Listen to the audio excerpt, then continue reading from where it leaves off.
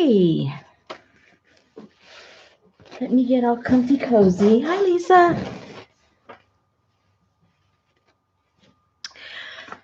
All right, I needed to relax, so I thought maybe if there was others that want to chill out too, they can join me. Hi, Maggie. Samantha, how you doing? Is that a little doggy? I can't see that little picture too well. It's so tiny on my computer. It looks cute. Anyway, I had a friend over earlier, and we were just playing around, and I started playing with my Elegant Writer. Any of you that are on Facebook, you saw me post a picture on there, and a few people were asking. So I thought, well, it helps me relax. So I think I'll do one more picture, and and that way you guys can see what this particular pen is all about. It's been around for quite a while. There's this one artist. I should have looked up her name before I went on. Oh, I'm bad. Anyway, she's an artist that's been around forever, and she has a couple of videos where she uses the motorcycles. Oh my goodness, where where she uses the Elegant Writer. Now, this Elegant Writer is by Speedball, and you can get these. Anyone that has art supplies will have this pen. It comes the tip. It's for basically calligraphy, the way that the tip is shaped. And if you buy the single one, it comes. Well, let me backtrack. It comes in just a single pen, and then it comes in a set of, I think it's three, or did all four of these come in this set? Now I don't remember. But if you can find the set, it's cheaper to get the set because this alone can cost you, depending where you get it, anywhere from $5 to $6. And sometimes you can find the set for like $6 to $8. So obviously, you're better off getting the set.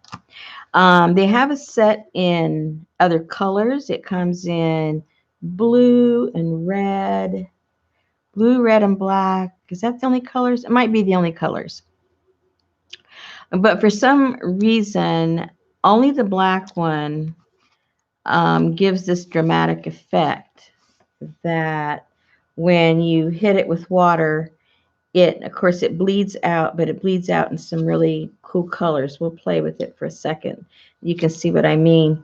The blue one doesn't really do all that much. The red one doesn't either. So I wouldn't waste my money getting the set that has the colors in it. If you want to, do this effect. What's unique about these also is that obviously, it bleeds, so it's water soluble when you first put it down, but once you wet it, then it becomes permanent. So it's kind of another unique feature.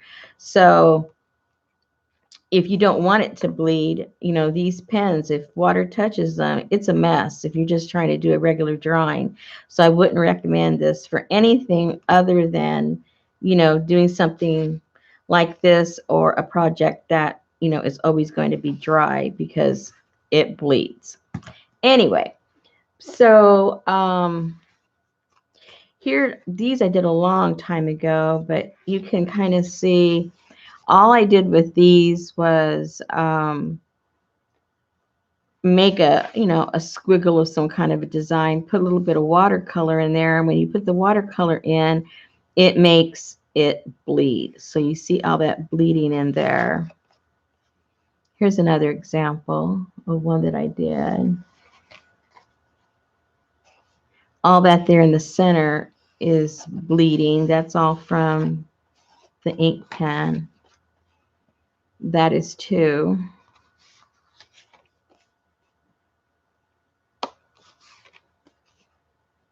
And that. So I get some kind of cool looks to it. Now, I can't draw for anything, but what I did, well, first of all, I think this bird's kind of cute. I like him. But what I did is I got some mixed media paper and I basically printed out a copy. And here's another one that I did out of a book that I have. And then once I printed that out, all I did was trace this wherever I wanted the bleeding to come out, wherever I wanted all of this discoloration to happen. I basically just took this pen and traced out. So that's pretty much what I'm going to do right now. This is a 2. Both of these are a 2. I want the thinnest one. So the 2 is the thinnest one I have. So I'm going to do that right now. And I'm probably going to do almost all of it. And just trace it out.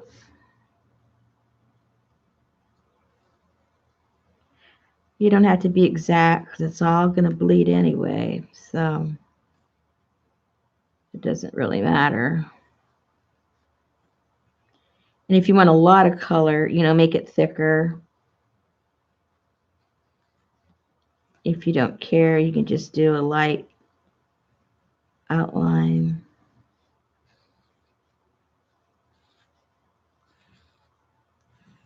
So what's everybody up to?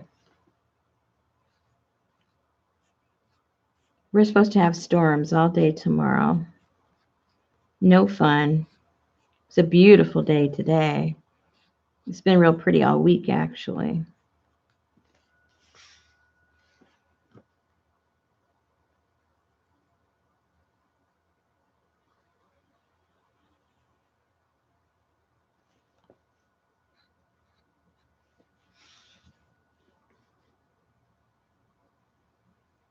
It's supposed to rain all day, starting at 7 o'clock in the morning.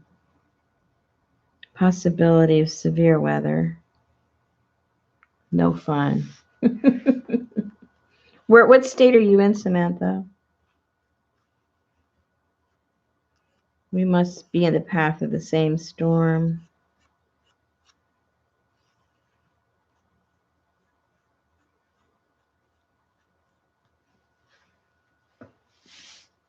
Oh, well, I'm in Arkansas. Same storm. You'll get it before us. Probably an hour ahead of us.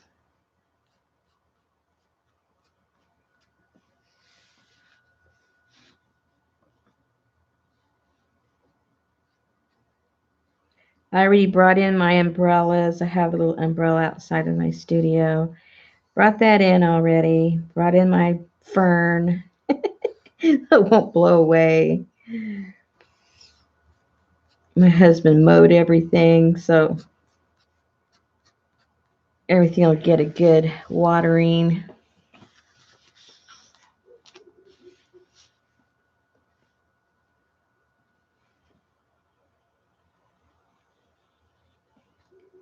But where we're situated, for some reason, even though the storms are heading our direction, they almost always end up going north of us or south of us. And we rarely get the brunt of the storm, which is pretty cool, you know.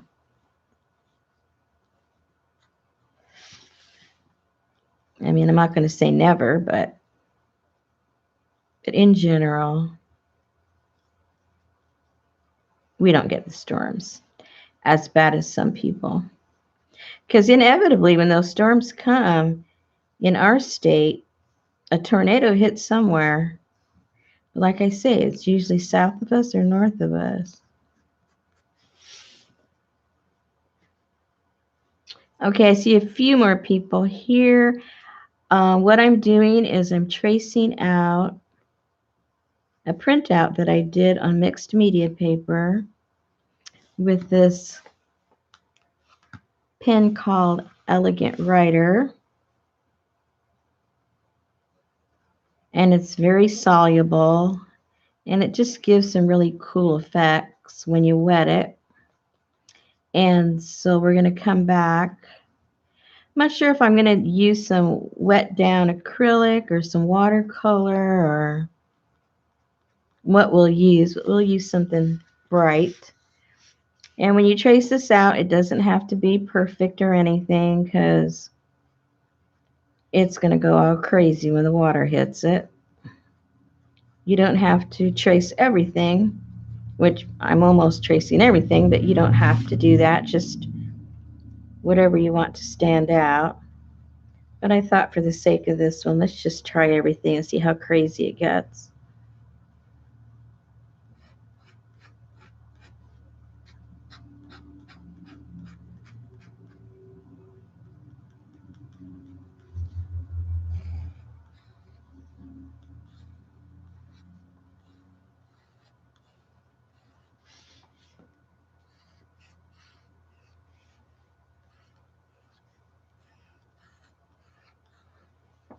This came out of a coloring book.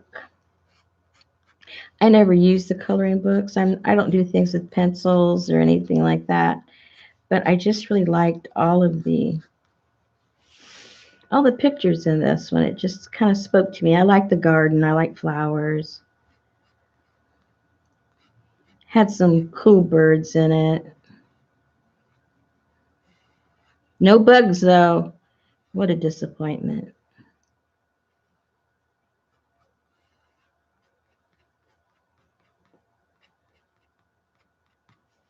All right, did I miss anything? Black on black. It's kind of hard to see. I think I got at least a little bit on every plant, I think. Oh, I didn't do any of this, did I?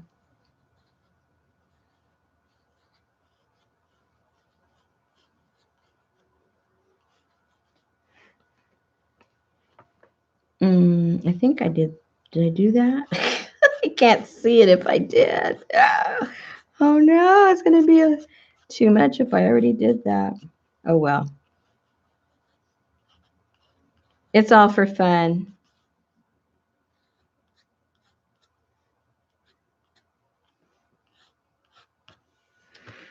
Okay, I know I did that one for sure, but I'm not sure about this one. Oh dear, here we go. Big mistake.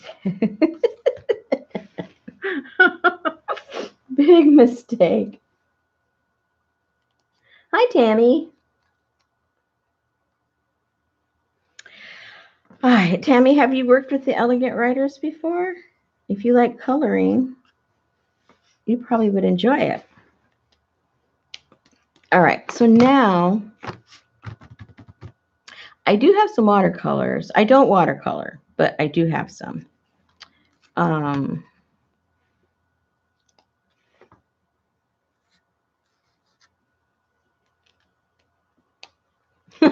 Thank you, Samantha. You know, when those little guys bit me on the toe once, that I was not a happy camper then. No, no, no. Not a happy camper when they bite your toe. Okay, for those of you that just popped in, this is what an Elegant Writer does. It goes, it's very water soluble once it gets hit. So when you see it start happening, it's meant to be. All right, so now I just need to figure out, okay, what the lady does, she comes in with the water and activates some of the black first before she brings in the color. So I'm going to do what she does, because what she does is she's basically creating the shadows from underneath. So she comes in. Look how cool already. And so she's creating those shadows.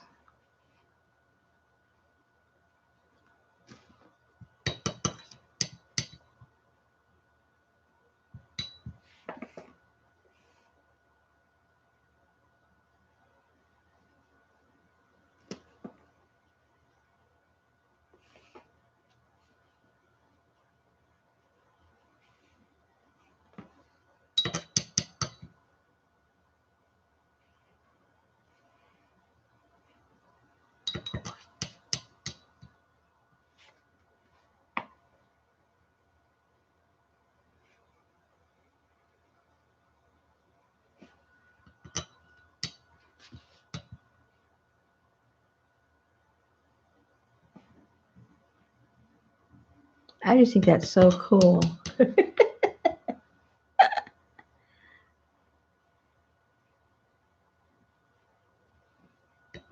It makes it look like you know what you're doing. And then if you pick up some of this, pink starts showing through. If you pick up some of that darker blue, and then what's left behind, I don't know if you can see it or not. Whoa, if you can see that pink right there.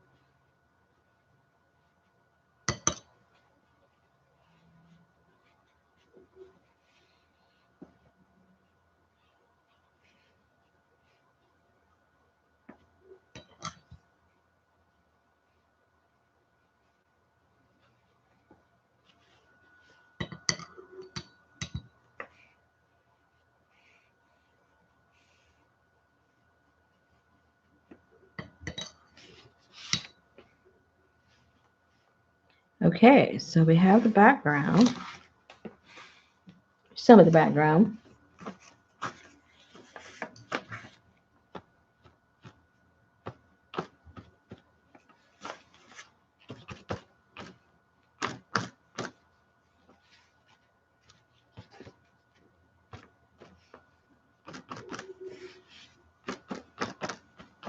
Now we get to bring some color in. I wonder what I should use. I have a little bit of this, this is green. This is watercolor ink. I haven't used this. I might use some of this.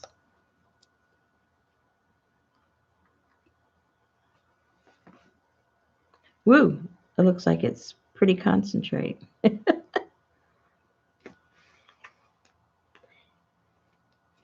And then I have, let's see, what else do I have? Let's see what color that looks.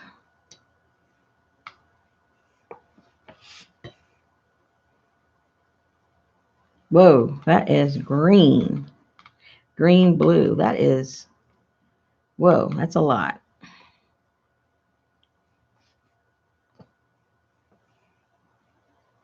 Okay, let's just see what it does.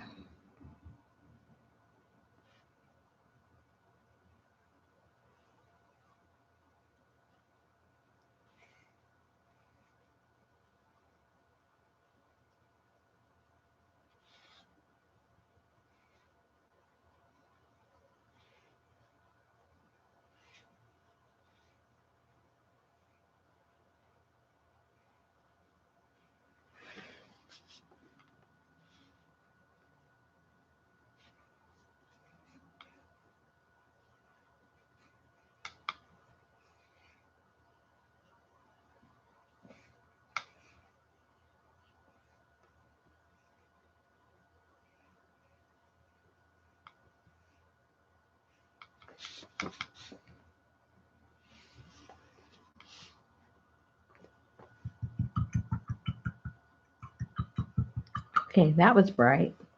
Let me see. I have these watercolors I've never used. Now's a good time.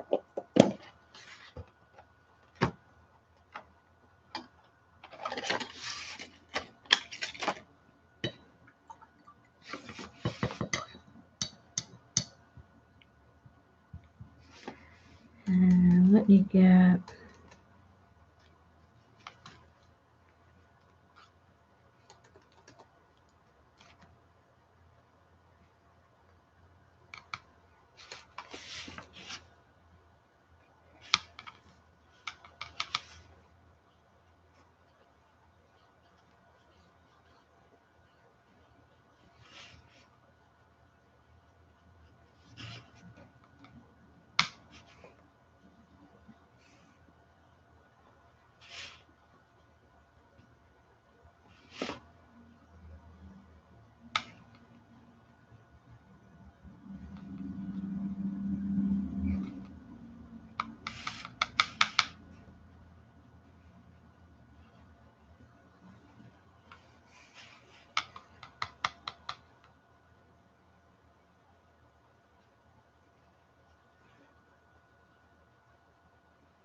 You guys are all so quiet.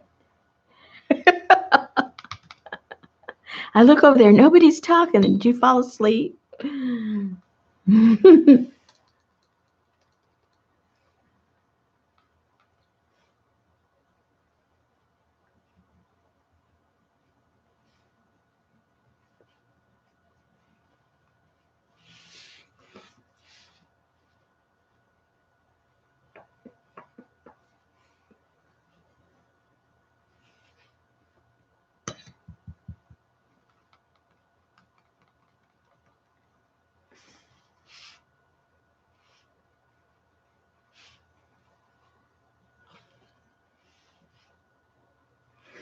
Okay, I like that.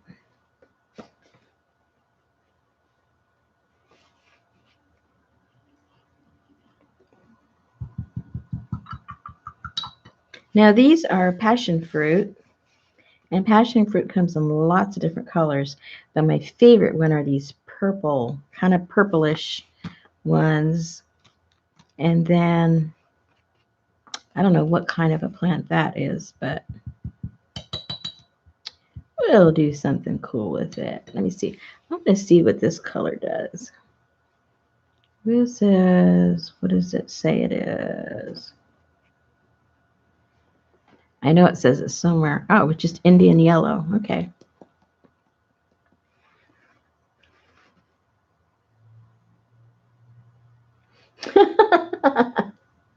Hi, Erin.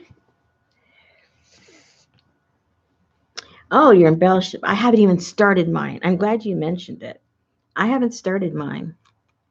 And I guess if you're the host, you really should be on time. Yeah. Now, some of these purple ones,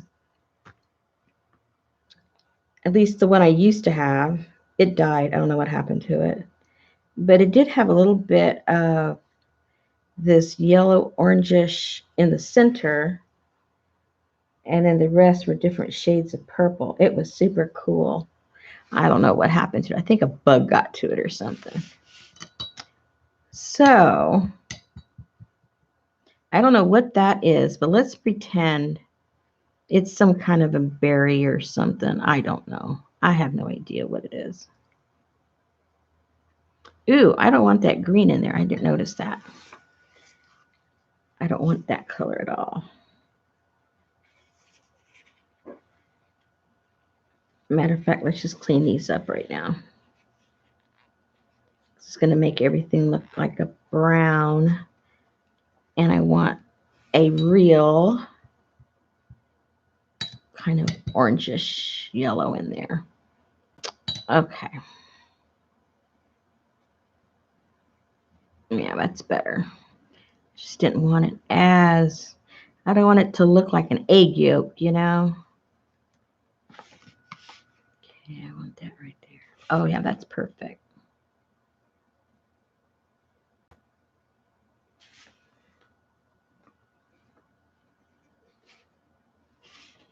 And let me bring that color here in the center.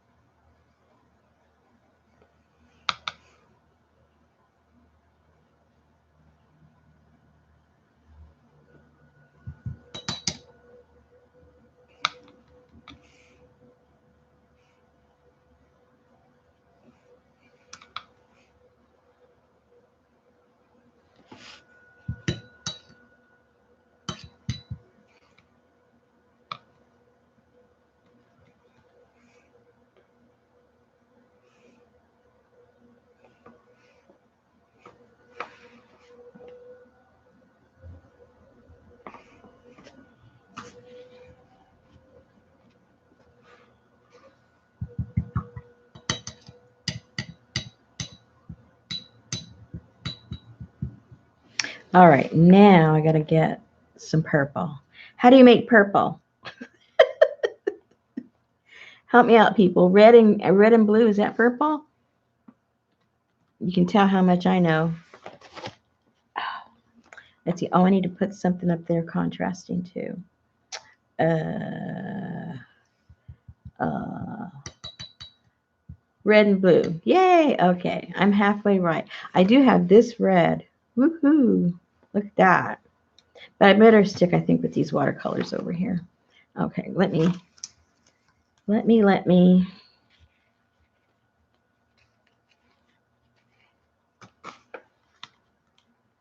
clean that up a little bit.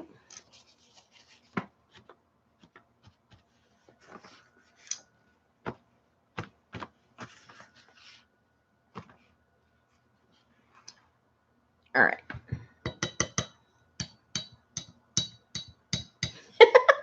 They do, don't they? I don't know one watercolor for another. It was on sale. I don't buy watercolors. I'm not, I don't do watercolor, so, you know. I'm going with the flow, people. Okay, here's blue.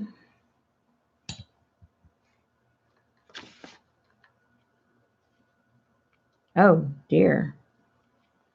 That's not purple. Oh, okay, I need more blue. Never mind. Never mind.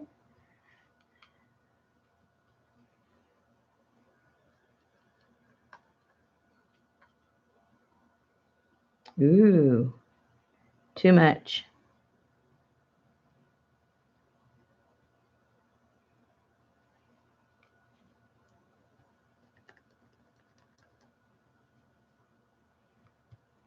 Oh, man, no matter what I do, it's too dark one way or the other. Okay, let's try it. No, that's too dark. That's not what I want. Maybe wait. Ta-da! Maybe if I put some of this in there, it's just pink. I don't use these either, so I don't know what's going to happen.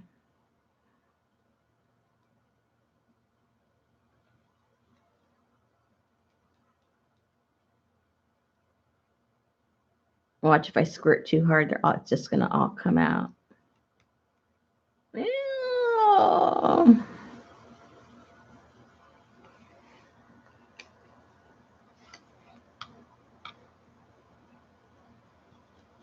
Oh, that's closer. Oh, we're getting there. That's what my plant looked like. It looked like that. Yep. That's what she looked like. It's still a little dark though. Need to add some water.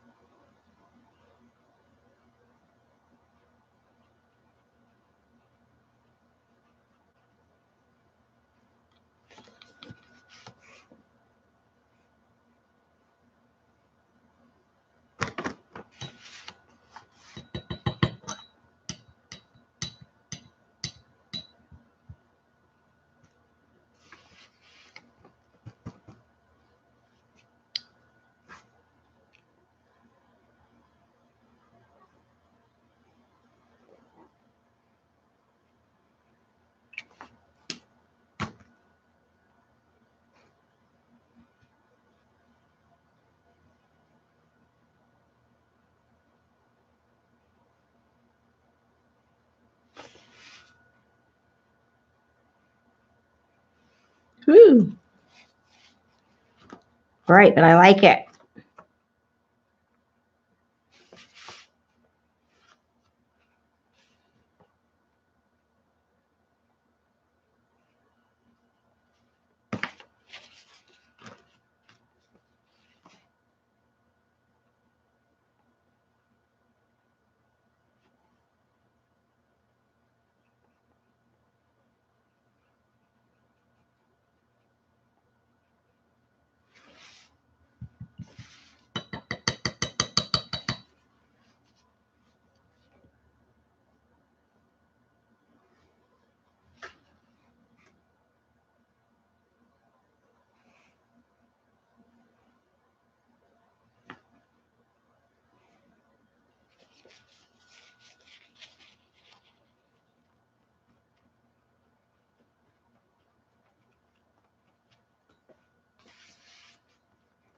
And I think this whole leaf right here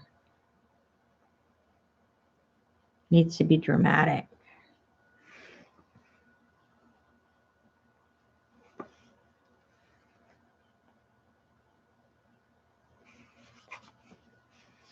Ah, I like that.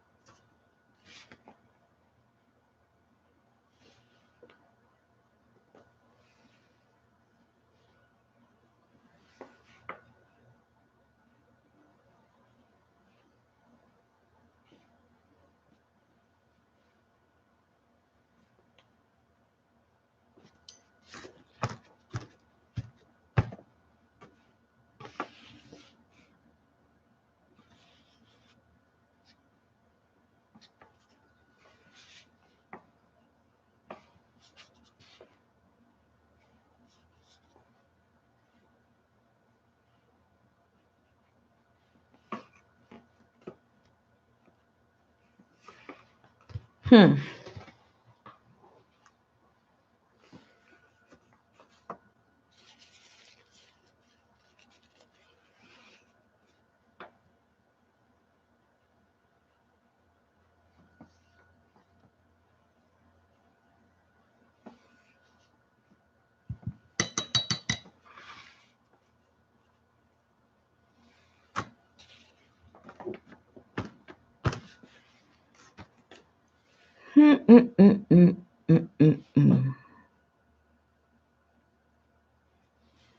This is coming out kind of freaky.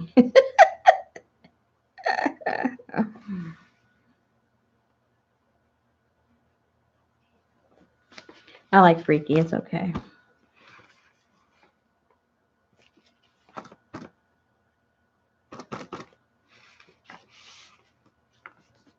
All right. So now,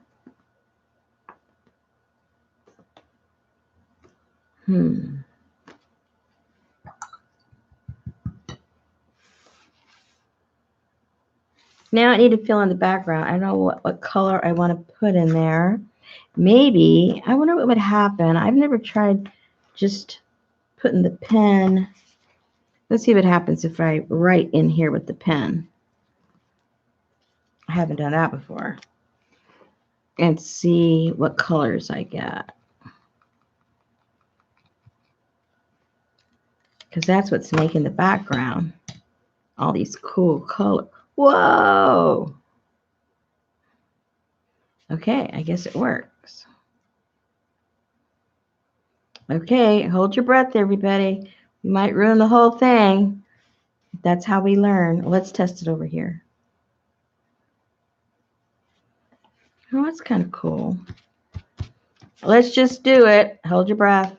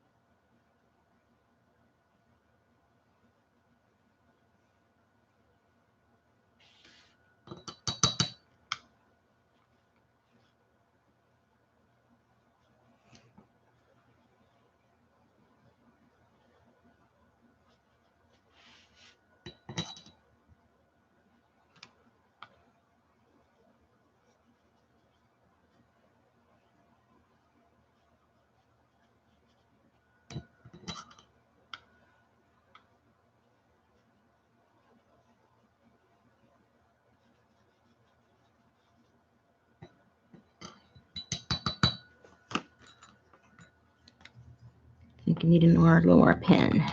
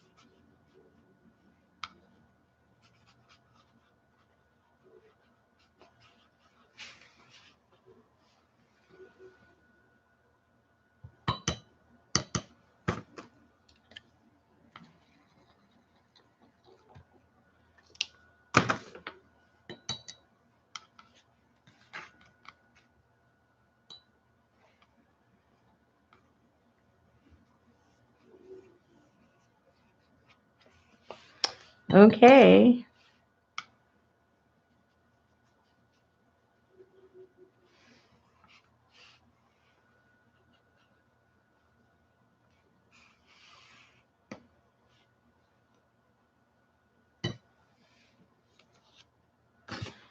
I think it came out kind of cool. What do you guys think?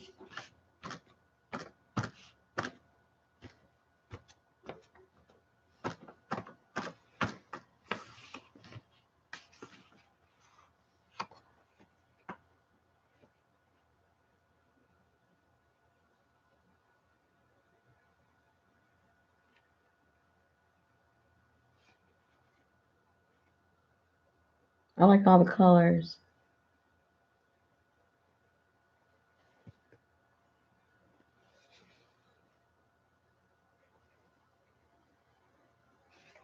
Ta-da! I like it.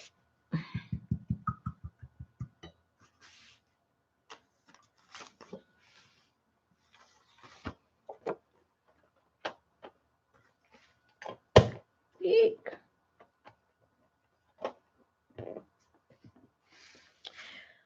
Okay, so this was the first of those that just got here. This is the first one I did with little birdie. And then I stamped it with some Asian lettering. I think that came out kind of cool too. But anyway, so you guys get in the mood. It's just these pens, Elegant Writer. And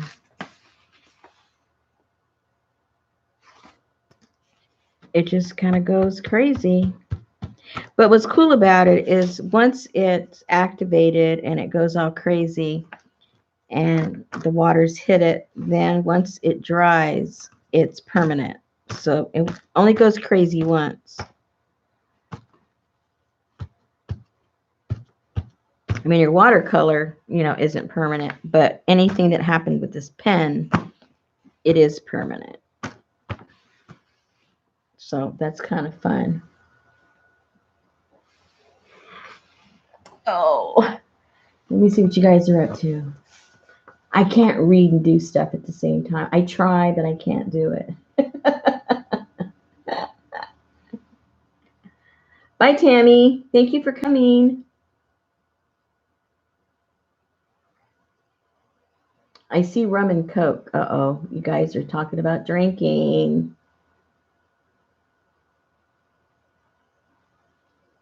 Uh-oh, you better go to bed then.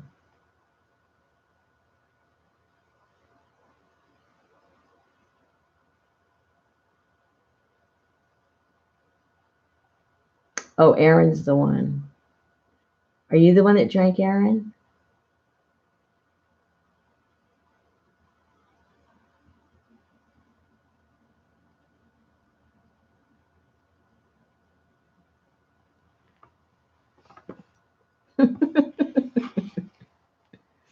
Rum and Coke. We'll see. Rum and Coke does not sound good to me.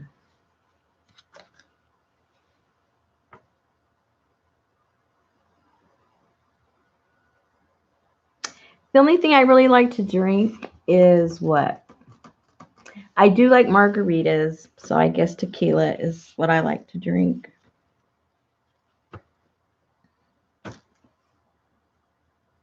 I like Frangelica also. And what else? There's this one, I don't even remember the name of it, but it's some kind of a chocolate chili liqueur. That stuff's good.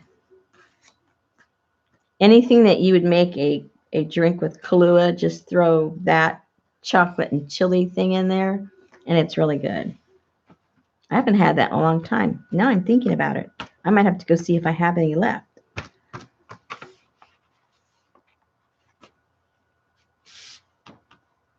Ta-da. Well, the reason I was tired, ladies, is I finally finished editing all of my new workshop. You would not believe the time that goes into creating these crazy workshops. It's hours and hours and hours of filming, then hours and hours of watching and editing, and then hours and hours of trying to load it. It's crazy. It's just crazy. But I'm glad I'm done and I had fun doing it. And it's going to be all about applying encaustic techniques to your journal making. And I think it'll be fun. I know whoever takes it will learn a lot of stuff because I ended up teaching a lot of. I just kept kind of going and going and going, and I'm going, oh my goodness, I can't do this anymore. Fuzzy navel. That's orange, right?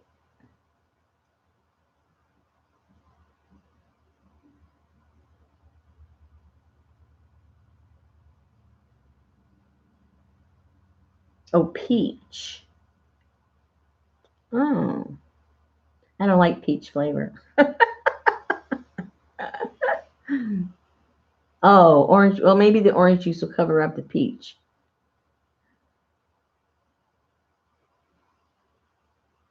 Could be. Anyway, so my friend came over today and we were trying to play because I told her, please, can you come over? I need to relax. Because if I stay here by myself, I'm just going to work and work and work, and I'm not going to relax. So she came over, and still while she was here, I'm still trying to, you know, load the videos. And it was like forever. And she says, has it loaded yet? And I said, no.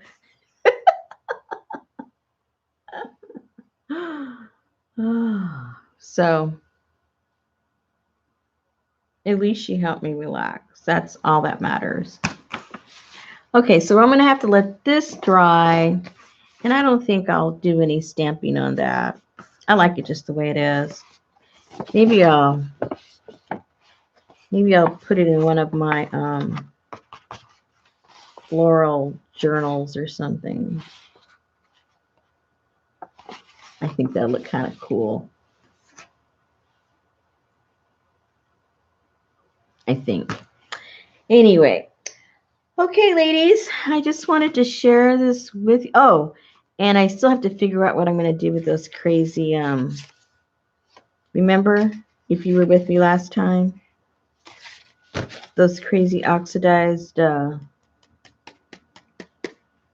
whatchamacallits?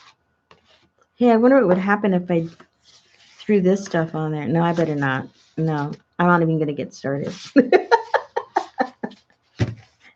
Erin, stop it. My friend Sarah, when she came over today, she goes, yeah, I saw that stuff. I saw that video. And some lady on my YouTube, she got a little upset with me. She said something like, well, I don't know why you didn't watch Tim's videos first. What did you expect? And all this. And I'm thinking, hey, lady, we were just having fun. Chill out.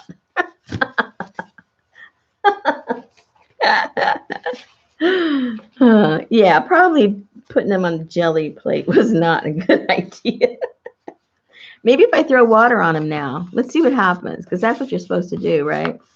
Let's have Fiasco 2. Is that what you're supposed to do? And then all this magic is supposed to happen?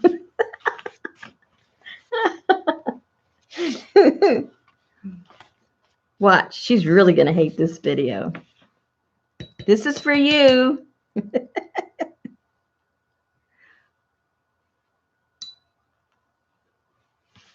Okay. I mean, we can't make them any worse than they are, right? And now what?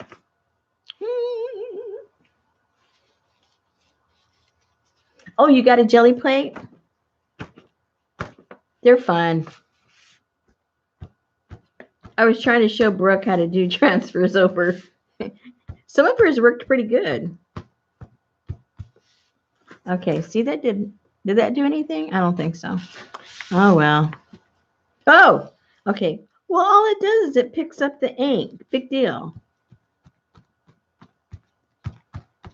Yeah, I'm just expecting too much of this, I think.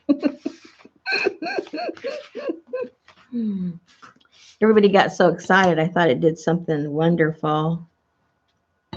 And it's just like, like your watercolor. You put water on it and you put something on it, it's going to pick it up. Oh, well.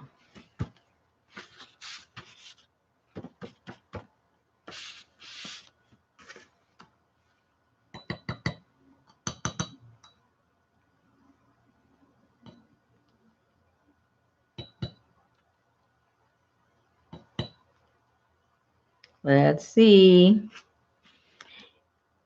I like working with my my wooden block prints on my jelly plate. I think that's my favorite, one of my favorite things to do on it. That and the transfers.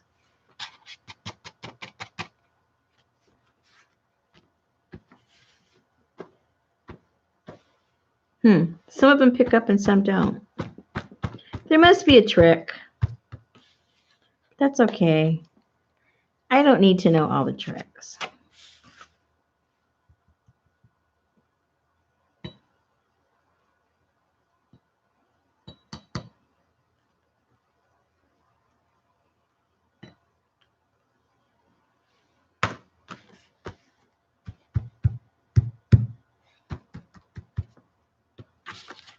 And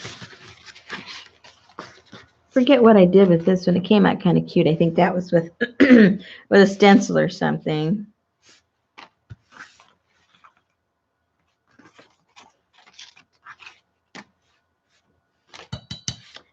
I'll just do a bunch of collage on them, cover it all up.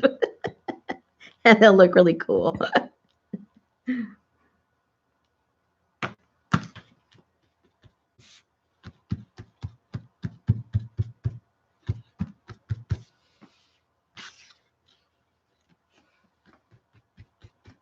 Hi, Patricia.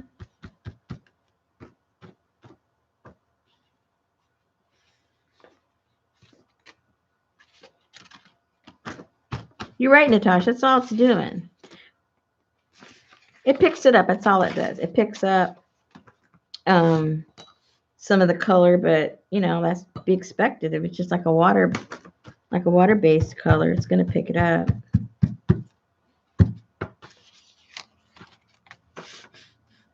I think I need to stick with my my Ecodyne and my resting. I'm better at that. Oh, I've got to show you these envelopes I did the other day. They came out so cool. It's unbelievable. Let me wet these puppies down first, and then I'm going to go around and go get those for you.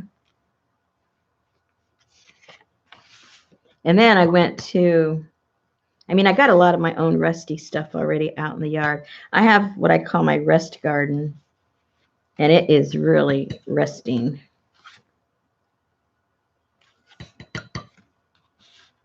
But I went to this local little secondhand shop down the road from me, and they had a little bag with some tops to old wrought iron fencing,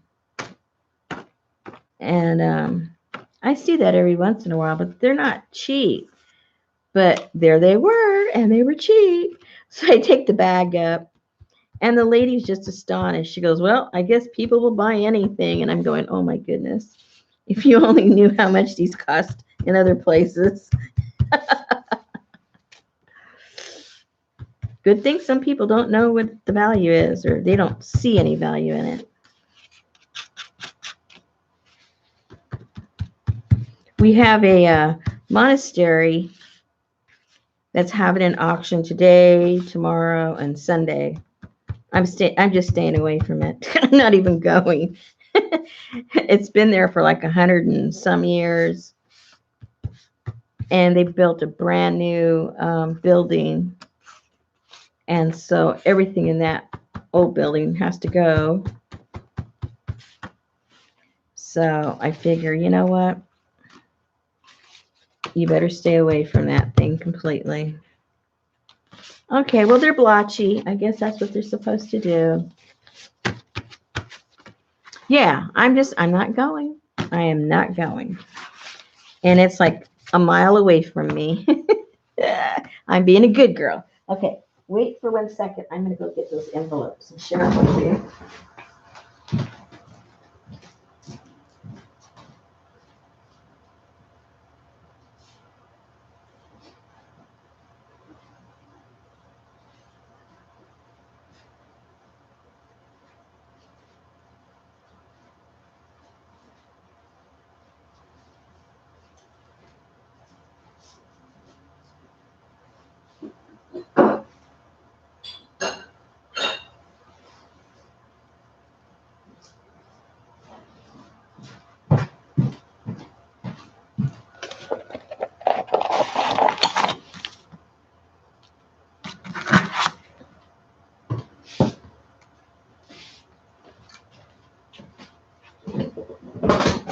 Okay, so here are my rusty bits. Are those yummy or what?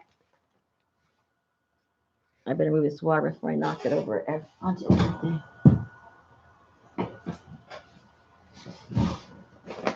Anyway, I thought these were super cool. Well, especially since they're rusty already. So I'm going to wrap my fabric around that. And this one's cool. And this one's cool.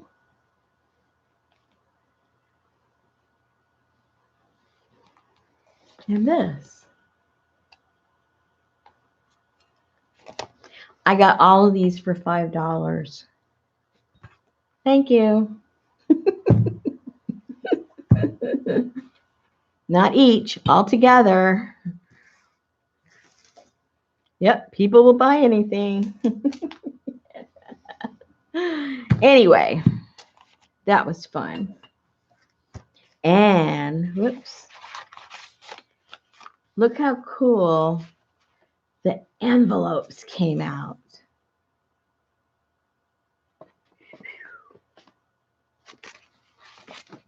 I didn't do the backs, but look at that. Look at those colors.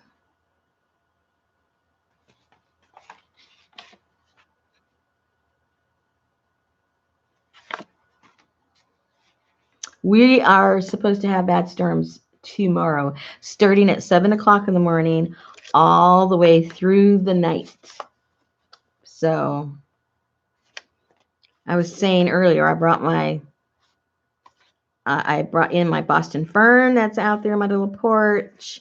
I took down the umbrella.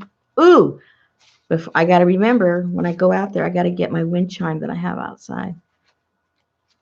The metal ones doesn't matter, but I have one that's porcelain. That might. That's not going to be too cool out there.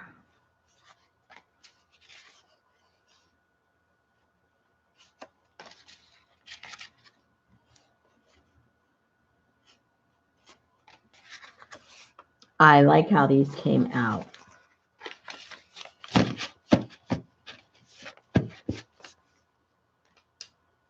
And these, I like how these came out.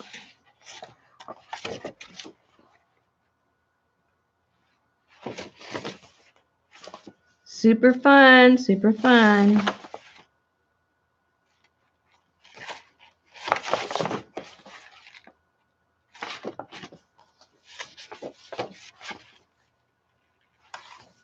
Well, that one got a little toasty, but we won't care about that. Whoop, that little toasty too. That's okay. You didn't see that. You didn't see that oopsie stuff.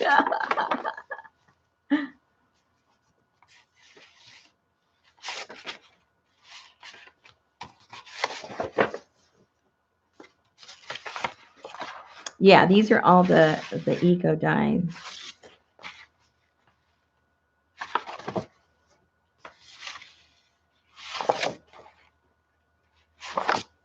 So I think before I go to bed too, I got a few flowers that I really, really like how they print. And if we get too much rain, they're just going to like get all floppy. So I think I'm going to go get them tonight. And then I can print with them tomorrow instead of them getting destroyed with all the rain. Anyway, I just thought I'd share those with you. I think they're kind of cool.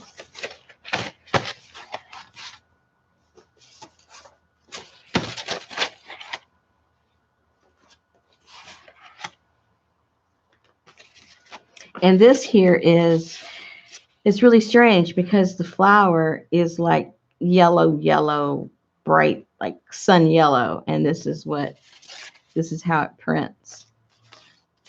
So you just never know. This one here, this right here was a bright fuchsia pink color. That turns green. So if you do this kind of stuff, what's really kind of fun is making yourself up a little journal or a diary with, you know, what does what.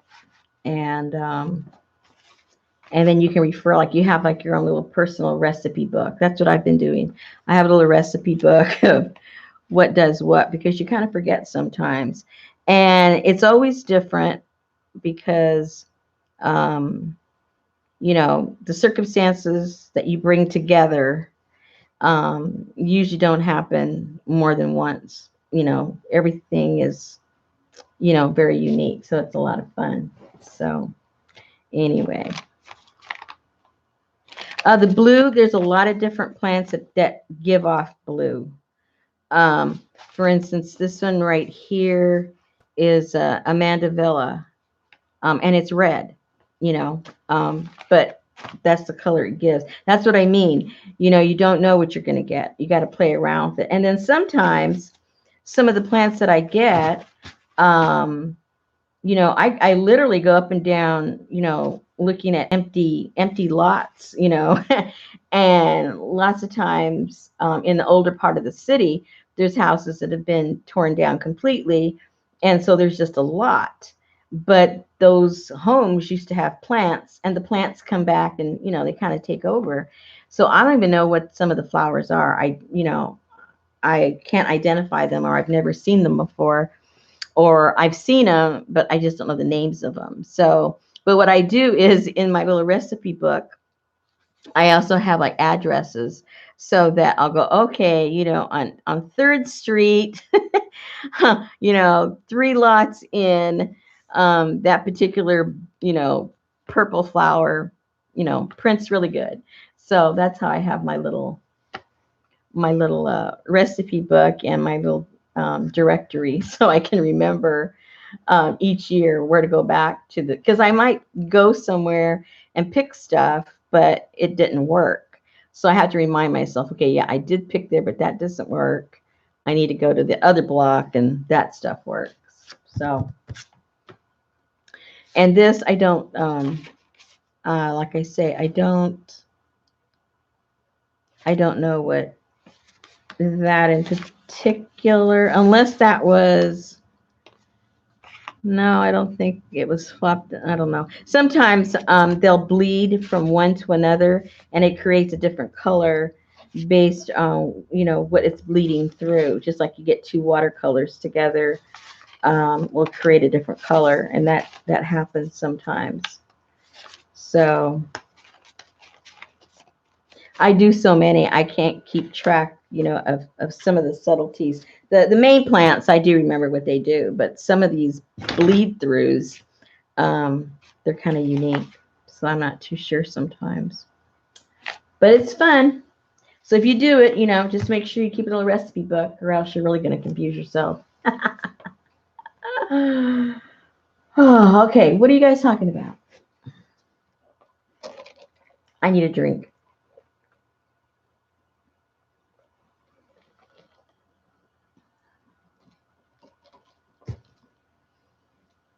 Mexico. Who's going to Mexico?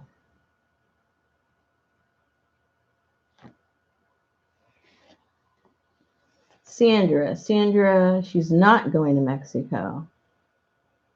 How come you're not going to Mexico? Are you from Mexico, or you have family in Mexico?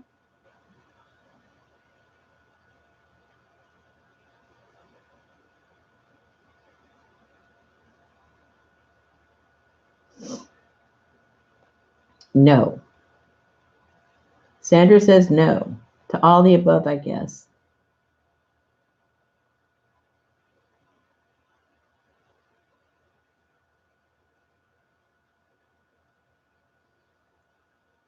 You want to go to TJ? That is Mexico.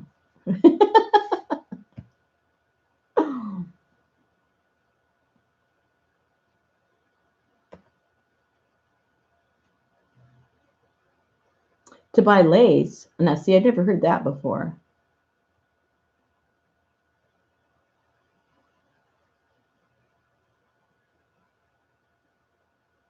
I have friends in TJ. What kind of lace are you talking about? Oh, Aaron wants you to go. Aaron, go yourself.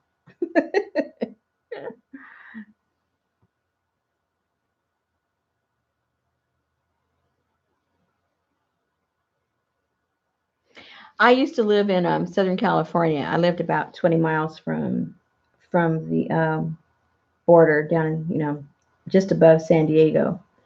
And way back when, I used to go down there all the time. We would go down just for dinner. There's a place down there, probably about 20, maybe 15 minutes south of the border, where it was known for their giant lobsters. I mean, giant. I mean, the lobster, just the lobster tail, you know, was gigantic. And it was, I forget how many pounds it was. And so you'd get that big lobster, you'd get a big giant plate of rice, a big giant plate of beans that they would refill. If you wanted them refilled, they refill all that, plus all the tortillas that you wanted. And the margaritas were 50 cents. And the whole dinner was $10 a person. Yeah. So needless to say, in the day, um, a group would just say, "Hey, let's go have lobster." Everybody knew where we're going down to Mexico to have lobster.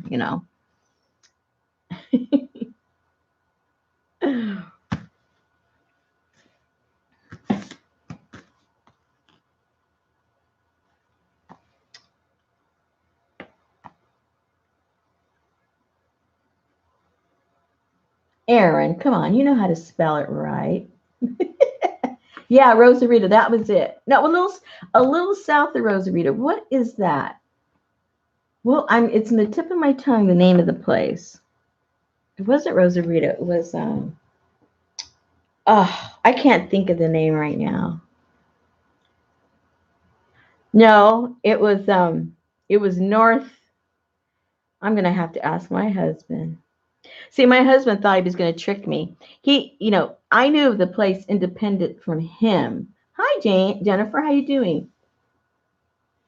I knew of the place down there, and and he knew of the place. And so when we started dating, he thought he was going to be real clever and take me someplace, that he thought I'd never been to. So, I just kept it mum. I just pretended like I didn't know, where we were going or what was there and all this kind of stuff. But what was kind of cool is my husband is not like a heavy drinker at all. Um, and I guess I don't know what he thought. I guess because the liquor was cheap, I guess he thought he was going to get me drunk or something. I don't know. But about the only liquor that I do enjoy drinking, like I said before, is tequila, and it doesn't really bother me. So there I was, 50-cent um, margaritas, right? And they're not stingy with the with the liquor. I mean, it's like almost all tequila. Anyway, and so anyway, so there I am, and I don't remember, what drink I'm at, and he's there like, I could tell like he can't have another drink. There's no way he could have another drink. I could just tell. And then so I was so bad. I'm going, hey, you want another drink? And he's going, oh, that's okay. We were going to stay there like 5 hours or more if anybody was going to drive home. It was so funny. But yeah, he can't drink margaritas. I think if he has more than two, he's feeling a little too happy. Yeah, Aaron, they were 50 cents. I did. And another cute story, like I say, we're not really drinkers. I mean, from our stories, it sounds like we are. But when we went on our honeymoon, we went up to Napa Valley. Um, uh, for those of you that don't know, Napa is where all the wineries are, the vineyards up in Northern California. And so they don't do it so much now, but back when we got married, you could go on all these tours and they gave you, whatever you wanted to drink free. Now I think they have a cover charge and you pay X amount and then you can drink however much you want. But back in the day, it was free. And so you'd go to one one vineyard and you would drink all the wine you want. And then you go up, half a mile up and you go into the other one, you drink all the wine you want. And it was just crazy time. And so we're up there driving around and by the time it was lunchtime, this is all for breakfast, okay? By the time it was lunchtime, we had made a reservation at this place that makes champagne. It was Domaine Chandon over up there in Napa Valley. And that restaurant that was there on that facility, you had to get reservations at least 6 months in advance. That's how far they were booked then. Maybe now it's even more. I don't know. So, so needless to say, it was a special place, a special time, and it was our honeymoon. Well, the poor guy, he had already been drinking all morning this wine, sipping wine, since like 9 o'clock in the morning. And now it's like 1 o'clock in the afternoon. And then the menu, is very elaborate. And, you drink something, for your appetizer, then they give you another drink for something else, and another drink for your main meal, and another drink for your dessert. And by the time you're done, you're like floating on all this drink that you're drinking. My husband looked at me with these glazed eyes, and he goes, I can't feel my legs and I have to go to the bathroom. I said, oh, I'm sorry, honey, I don't think I can help you. I don't have a wheelchair. so I said, you're numb. Just pretend you don't have to go to the bathroom. And he just had to sit it out for a while. Oh my goodness. But I finally got him out. I had to get him out there. That was too crazy. And then he came back for more. He came for dessert, and they gave him this Riesling wine, real sweet stuff that they make. And oh my goodness. Needless to say, I had to do the driving the whole time. The whole honeymoon, I did the driving. And then the goofiest thing, I guess I have to tell you all the bad stories now. The goofiest thing was one day he hadn't had anything to drink. But I was still driving. And in my wedding bouquet, I had calla lilies. And as we're driving up, those of you that have been in Northern California, calla lilies grow wild all over the place there in the forests and stuff. And so when we're driving up this area, and it's all wooded, and there's these calla lilies all over, and he goes, and then there was this place to go park, and it was like a little scenic place to park where you could take pictures and stuff. So he goes, oh, pull over. And I said, okay. So I pull over, and then he goes across the street, across the highway, where all these calla lilies were. And I thought, oh, he's being, Prince Charming, running around, galloping around in the bushes, picking up these calla lilies. And then all of a sudden, he's turning around, looking at me, holding these bouquets and waving them around. And I'm going, yeah, smiling, And then all of a sudden, about maybe 10 feet behind him, I see movement in the grass. And I don't give it too much of a thought because there was a breeze by the coast, And then all of a sudden, I see big things moving. And there was a moose sitting in the high grass. He picked up his head, this head was way taller than my husband, and he was still sitting down. The moose was still sitting down, and just his head and his antlers were taller than my husband.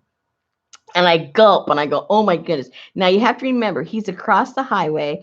My husband from birth was deaf in one ear and has like a 20% loss in the other ear. So there he is, off in the woodlands, like Pepe Le Pew, bouncing around, picking up these calla lilies.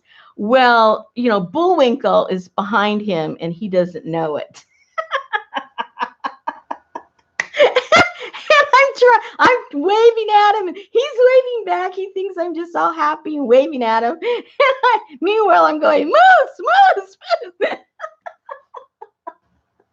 Oh my goodness. So anyway, eventually, I don't remember how long it took. He never did see the moose.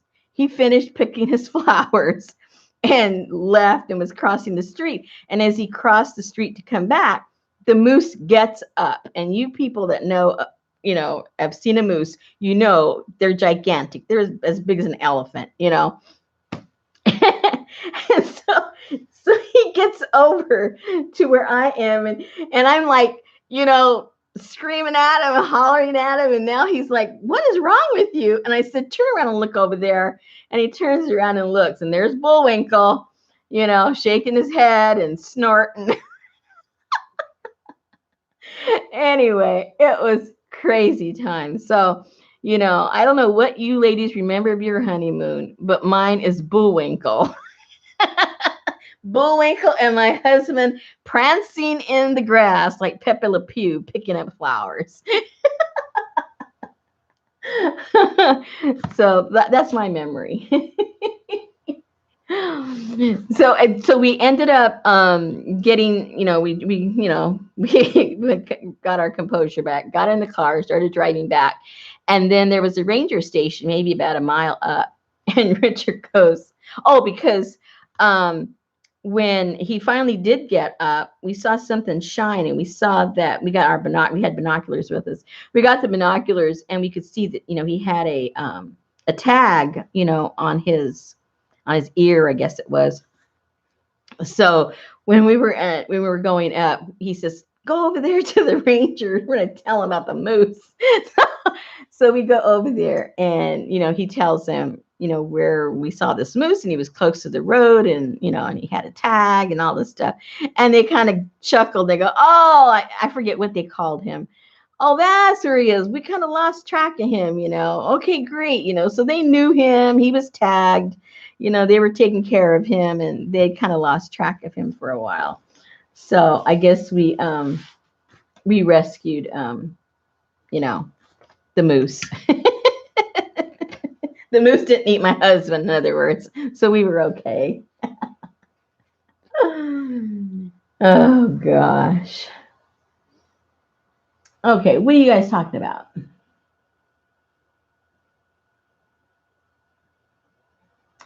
I'm afraid to ask, Pamela, what did you lose in the fudge shop?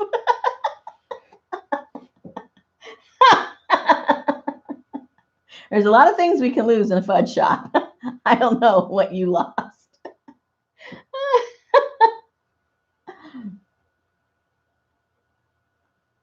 Oh, you lost your husband. Oh.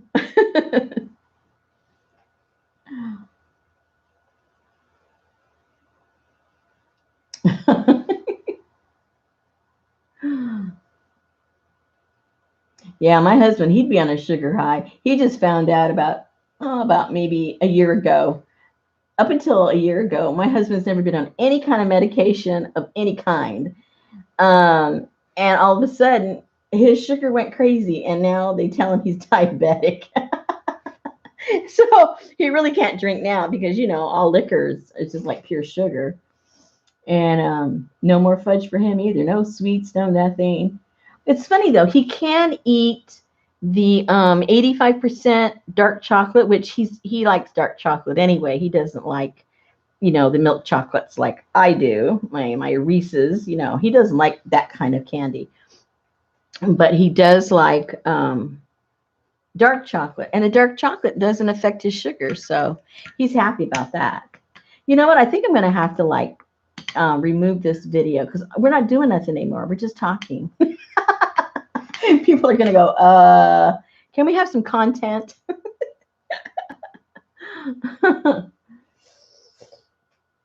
Oh, the borderline. Yeah. Yeah. When he, like I say, his sugar was always normal, always, always, always normal. And then one day, when he went in to get it tested, the doctor says, have you been, he goes, no, I was fasting before you took the test, because they thought maybe he had eaten something. He goes, no, I fasted the 12 hours. And I think it was like over 200, and he had never been over 100. And now it was over 200. It was like, they go, okay, not good. So now, I used to love to cook because I cook the way I do everything. I like to throw everything together and figure out what happens. I do that with art. I do it with my furniture, my decorating, and my cooking. I attack everything the same way. And now he can't have this, he can't have that, he can't have that. Just a little bit of that. And I'm thinking, forget it. Cooking is not fun anymore at all. I mean, I don't like cooking. I can't stand cooking anymore because I can't put anything in the pot because you can't eat it. Oh, Samantha, what are your numbers? Are you on medication? See, my husband is very, when he wants to be, he's very self-disciplined. So originally, to get it down, they said you have to go to medication, you got to do this, you got to do that. Well, because he's, doesn't take any other kind of medication, he decided, well, I'm going to figure this out. And he did. He has brought his sugar all the way down to 120, and he is not on any medication. He's done it strictly through diet. That's why, I don't cook. I mean, I do cook for him, but I can't stand cooking anymore. It's like every meal, it's like the same thing. A little bit of chicken and some steamed vegetables. Don't put this, don't put that, don't put that, don't put that. And I'm going, shoot me. Yeah, they were going to put him on the metformin too. That's what they were going to put on him. And I think he was on that for maybe a month, and he brought it down so low. They said, that he could come off of it and see if his numbers stayed down, and they stayed down. So yeah, 200s. That's what happened with him too. And I mean, like overnight.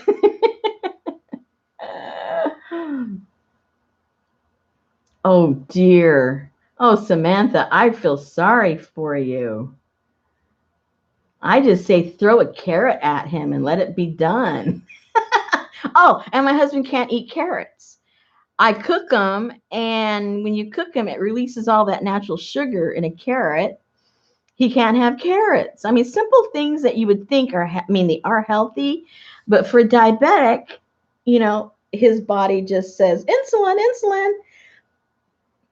So,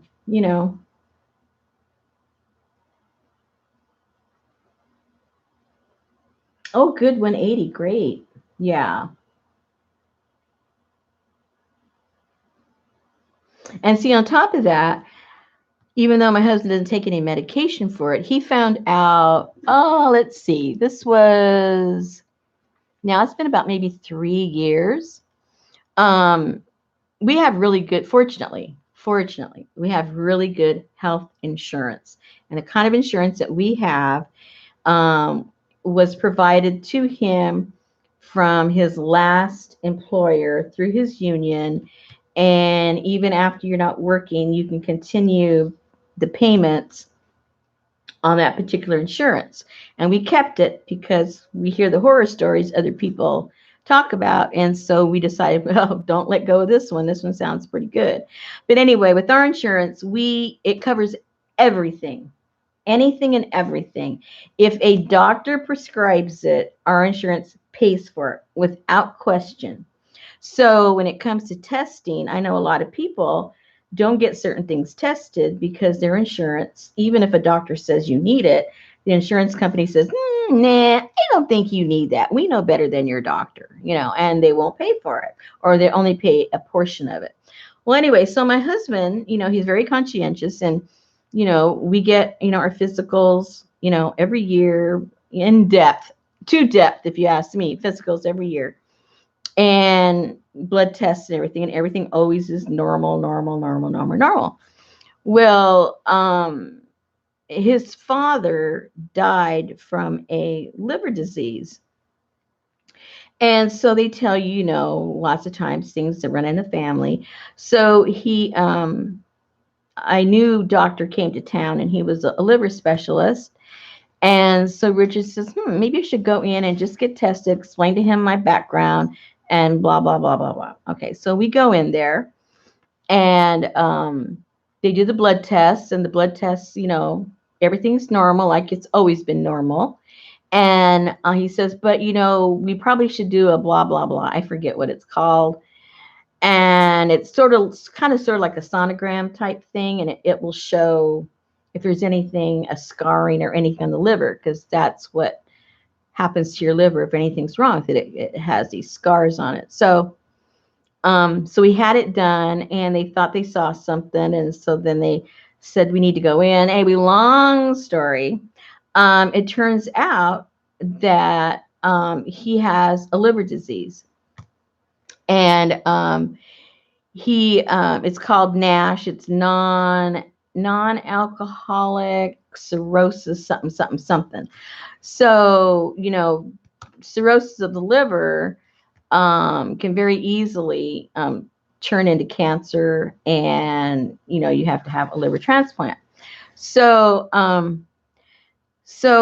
still to this day on his blood tests shows that his liver is functioning 100%, but he has the scarring, and he's been diagnosed as having that condition, that he has cirrhosis of the liver.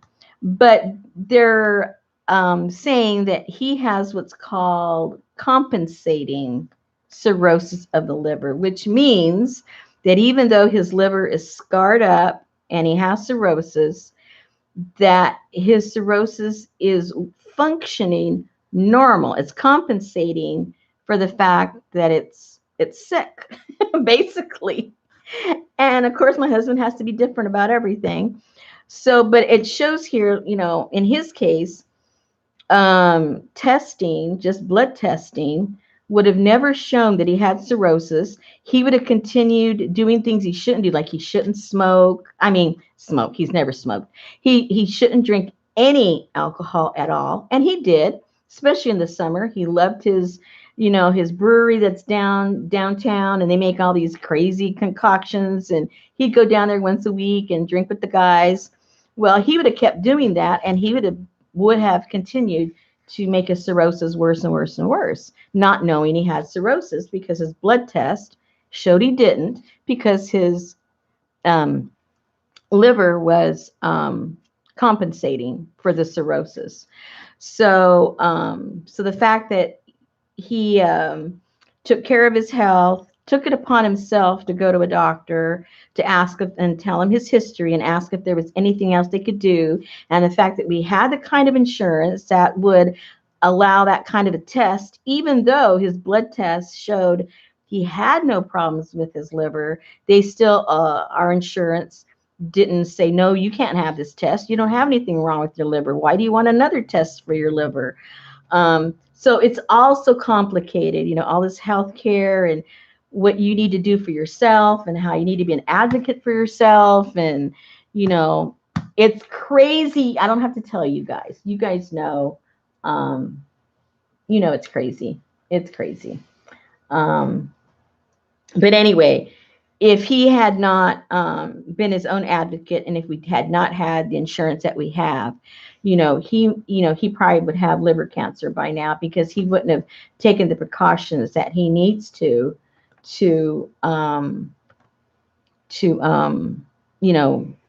take care of his health and to halt. Right now, they say, he has to go in every 6 months to check the damage and see if it's gotten any worse. And it hasn't progressed at all from the day that he was diagnosed. And that's been, I think it's been about 3 years now. But, and he doesn't have to take any medication or anything, because his liver's compensating for itself. And just weird stuff. Health is weird. And so is the health system. So, even if, when you think something's wrong with you and the doctors tell you there's nothing wrong with you, you got to be forceful and be your own advocate, because they're just going by statistics and you're going by your body. You know your body. They don't. They're just going by numbers. And numbers don't say it all. They don't say it all at all. My father, he's 82, I believe. And he's never been sick either, but he was having some problems he was getting gallstones. And he decided that they were going to take his gallbladder out. All right. So he was getting ready for that surgery for the gallbladder. And he had never had a colonoscopy.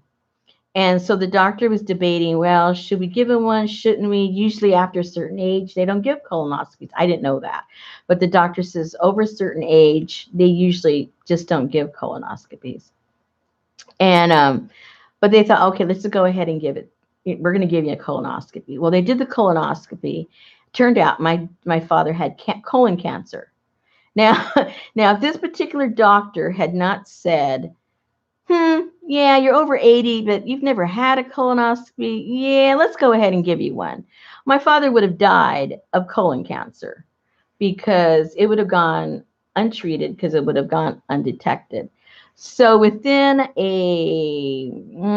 think a 2-month period, he had his gallbladder removed, and they had to go in and take care of the colon cancer. Fortunately, I don't know that much about colon cancer, but basically you can have it at the base of your colon, or you can have further up in the colon. And his was further up in the colon, where they could just kind of snip, and so get a vein from his leg or somewhere, I forget where they got it from, and reconnect it.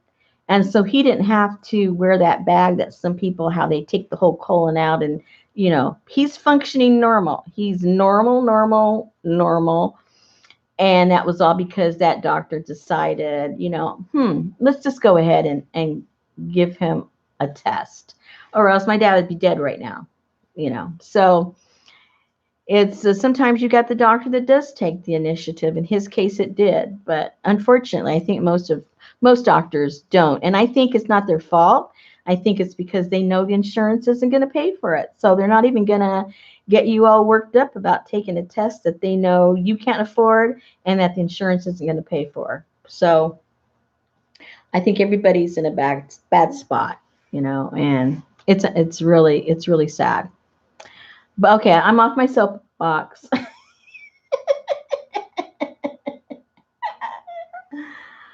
Yes, I do know that. I know my mother had cancer when she was trying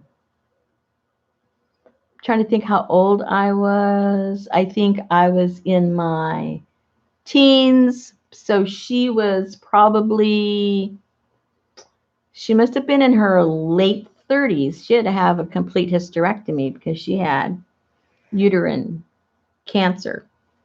And it was kind of odd because in those days you didn't get chemo or anything. She never got, because, well, I don't know that much about that type of a cancer, but I do remember she had the complete hysterectomy at that point, which made her go completely cuckoo, because of the hormone factor and everything. It was like the joke sometimes between my dad and me was, has she taken her medication? I think my mom needs her medication. She's crazy. Oh my goodness. Yeah, I think I better take this video down once we're done. I got a little too chit-chatty, and I haven't even had anything to drink. I'm drinking sweet tea from McDonald's.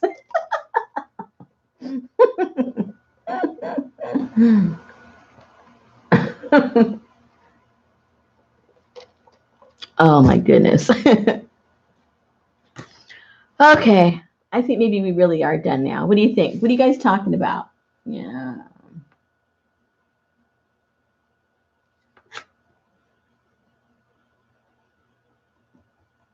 Yeah, Samantha. But doctors, there are some doctors, not all. We can't generalize all doctors, but a lot of doctors don't want to be questioned. They get kind of on their high horse and they get a little arrogant. I say dump them and go to another one that will talk to you. That's just me. Everyone doesn't always have that that privilege of doing that. Again, because their insurance may not let them switch doctors. So it's bad. It's bad for a lot of people. It's really sad. But all I know is that whenever I feel down, I have Babalu. Babalu makes me happy. Has everybody met Babalu? Well, really it's Babalooey, but I call him Babalu. Babalooey.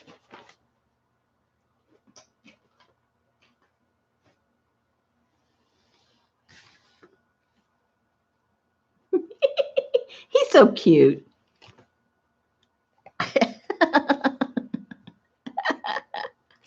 I'm still trying to figure out how to do my journal. I got some nasty comments. I mean, I don't really care so much about the nasty comments, but I think I'm thinking it through too much about doing my when I used to be a Mexican journal, because people don't even know what I'm going to do, what I'm going to talk about, and they're already getting nasty with me. I'm thinking, wait a minute, I gotta figure out how I'm going to handle this, because I want to have fun with it, and I don't want to be always getting all defensive because of all these strange people saying goofy stuff. Okay, let me flip it. Let me put them on.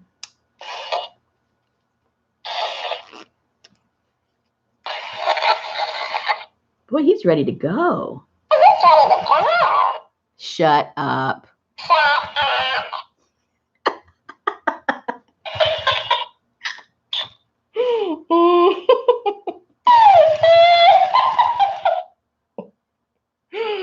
Oh my goodness. Stop it. Stop it.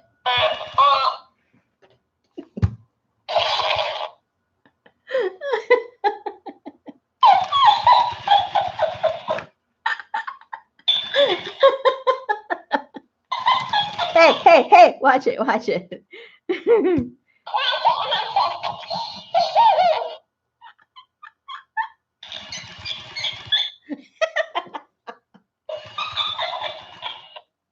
See, I think oops, wait, he's gonna start repeating everything I say.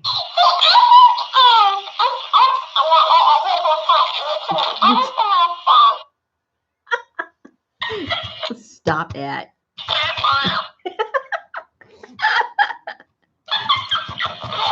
Oh, hey. Down, boy.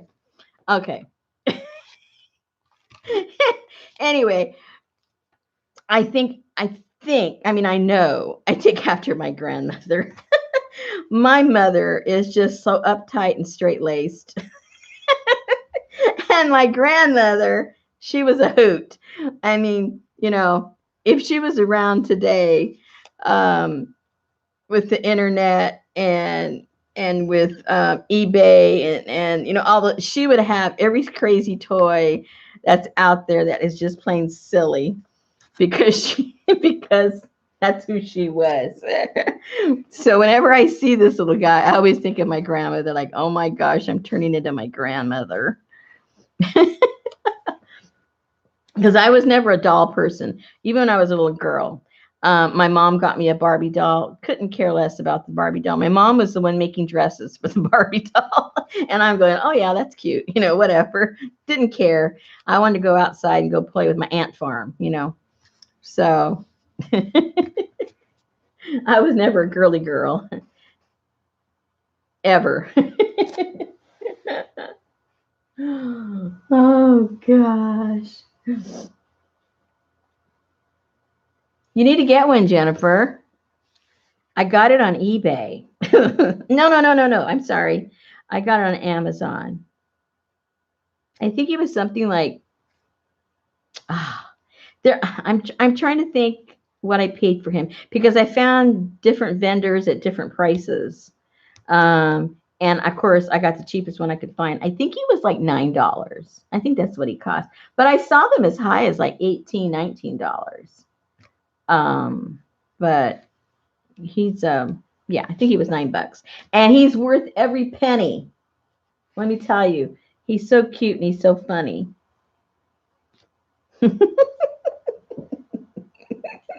He really is. He's a hoot. Anyway, oh, here's a sneak peek. Can you guys see this? Can you see that at all? It's kind of small. And I don't know if it's going to focus. I have the autofocus off, so I don't think it's going to focus. No, it's not. Let's see. Hold on. No. So you won't be able to see that.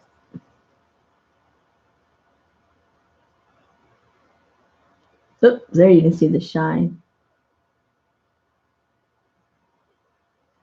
Yeah, this is one of the encaustic pieces.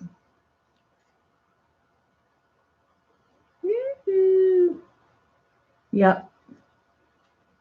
Well, this one isn't a good example because it's so tiny, but I can see a little bit of it.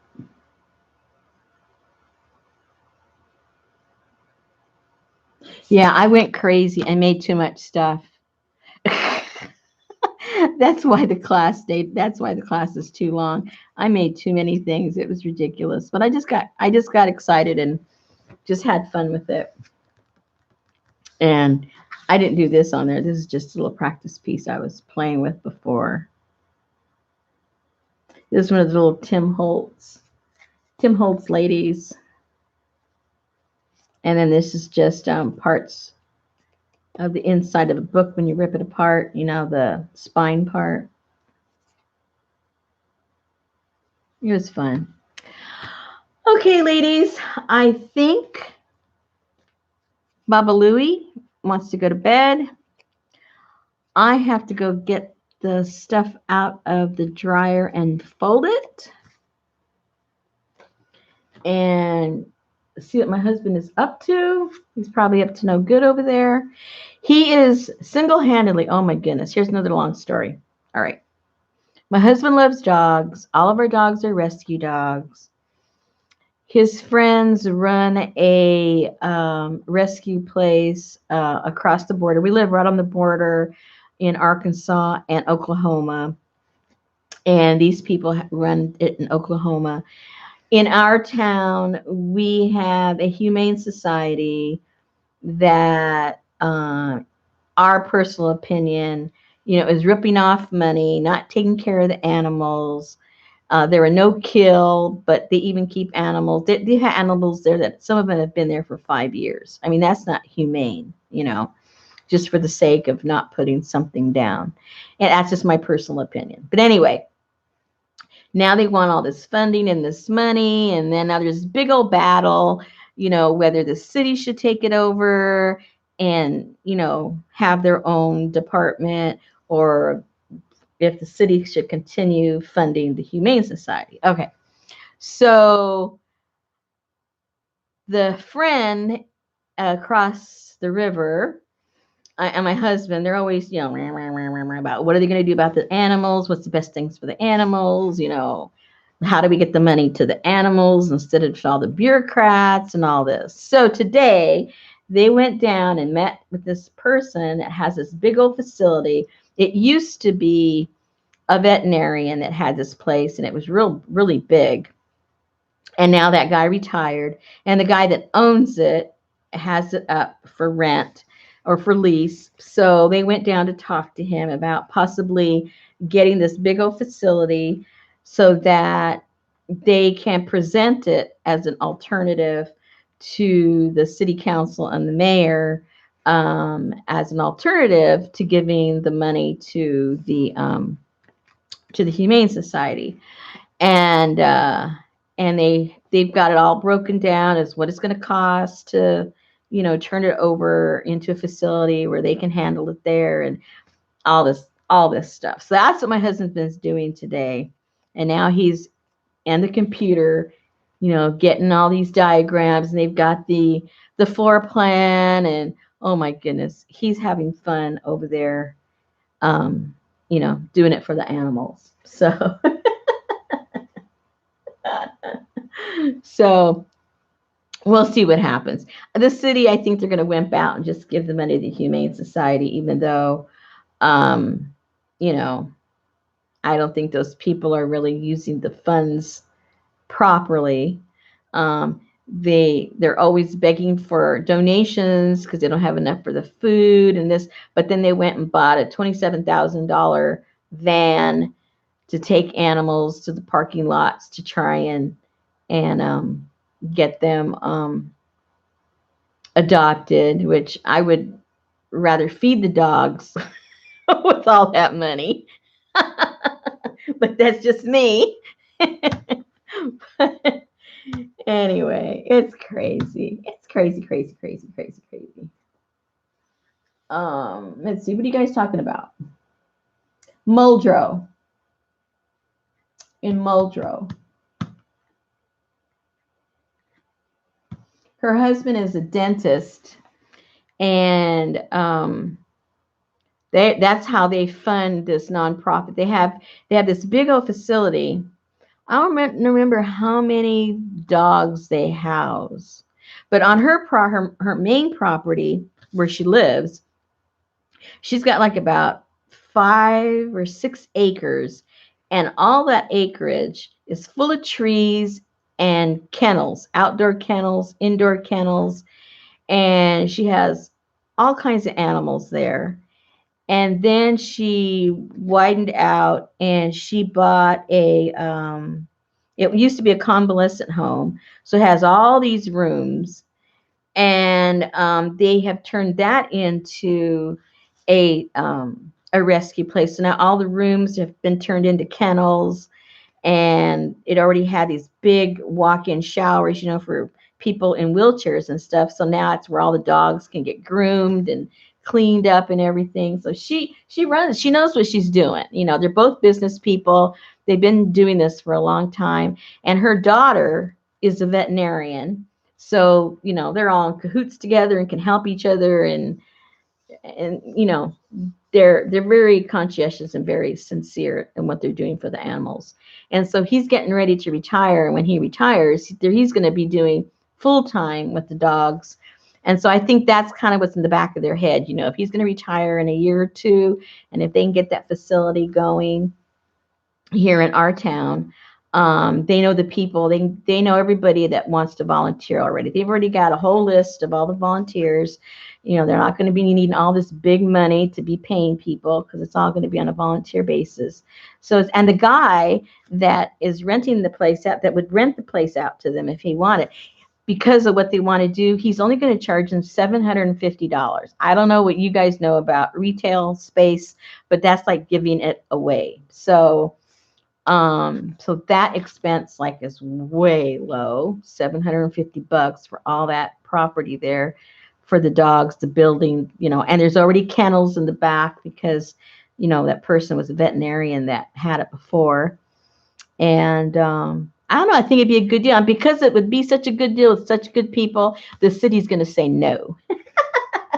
You know that already. They're going to say, no, we don't think so.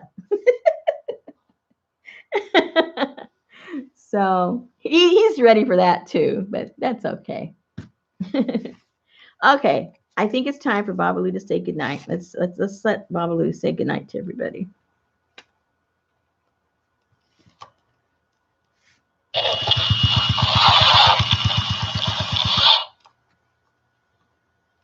I can't say nothing. Oh my goodness, he even hears a whisper.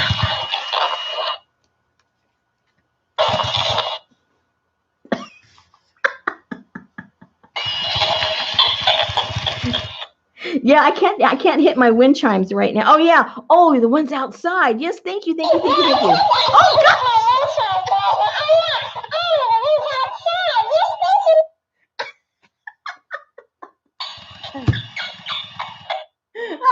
I need to cover his mouth. Yes, he's very sensitive.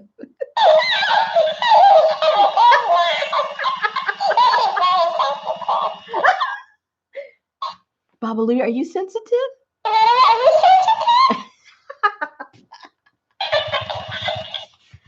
Say good night. Good night. It's all right. Good night. See you guys some other time. I don't know when. Good night.